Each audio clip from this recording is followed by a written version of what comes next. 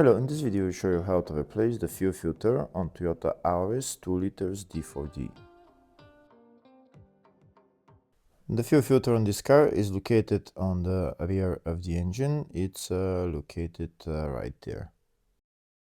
To get access to the fuel filter, first we need to remove the fuel filter housing and the air filter pipe. If the video is useful, please like and comment on the video and subscribe to the channel to see more videos like this.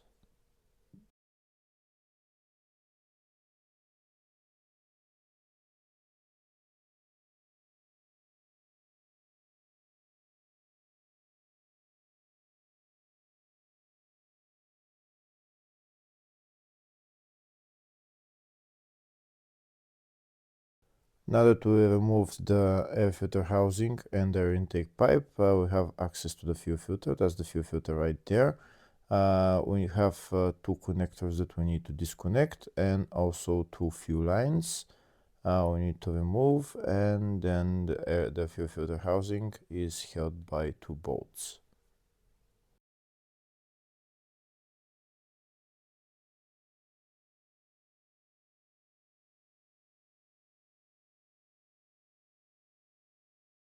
First, we'll start by disconnecting the two electrical connectors. On this connector, there's a tab on them that you need to press and then pull out the connector.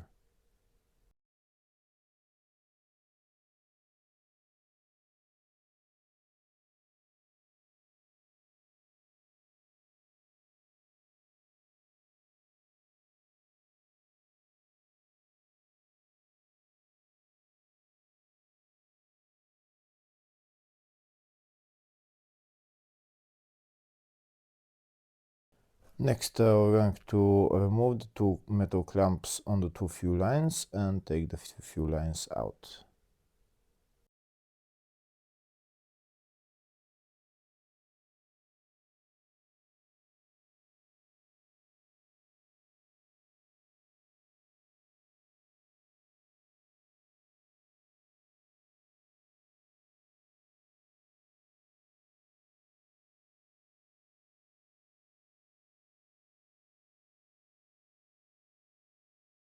That's the two fuel lines removed. Next, we're going to remove the two bolts holding the fuel filter housing. After we remove the two bolts, we're going to take out the fuel filter housing.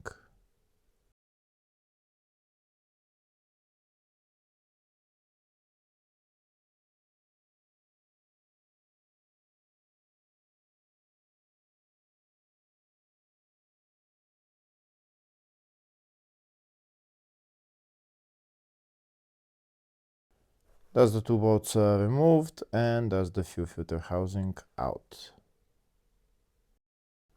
These are the two fuel lines that I disconnected and the two electrical connectors. Now we're going to replace the fuel filter. First, I'm going to remove this bracket for the wire and then remove the sensor that's on the bottom of the filter.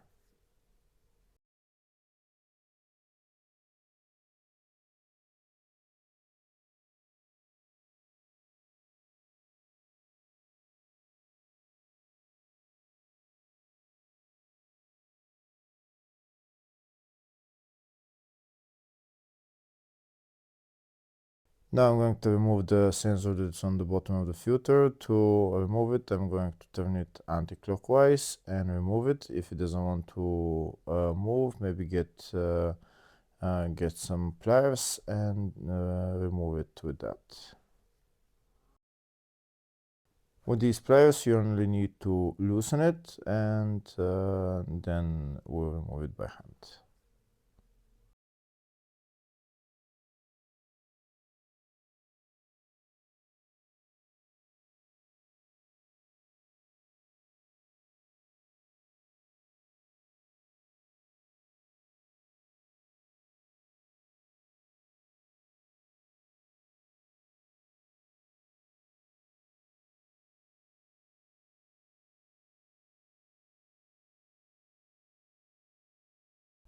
That's the sensor removed. Now next we're going to put all the fuel into into that bottle, and next we're going to remove the fuel filter. Now to remove the fuel filter, we need to turn the fuel filter anti-clockwise, and when it loosens, then we'll remove it by hand. To turn it anti-clockwise, I'm going to use again my pliers.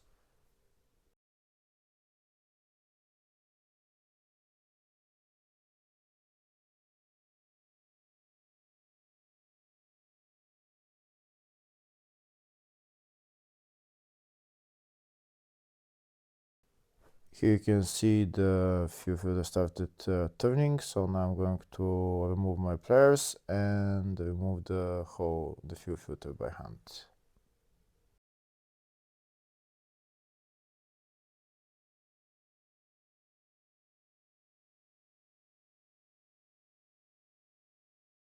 That's the fuel filter removed. Now I'm going to replace it with a new one.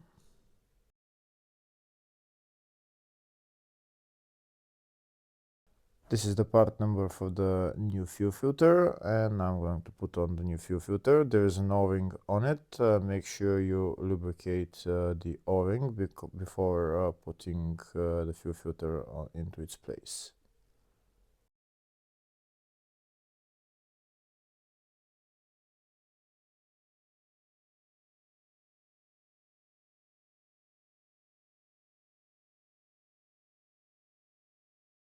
When you're tightening the fuel filter, only hand tighten it as much as it can, and then you don't need to use pliers. Afterwards, we're going to put the sensor on, but change the O-ring on it.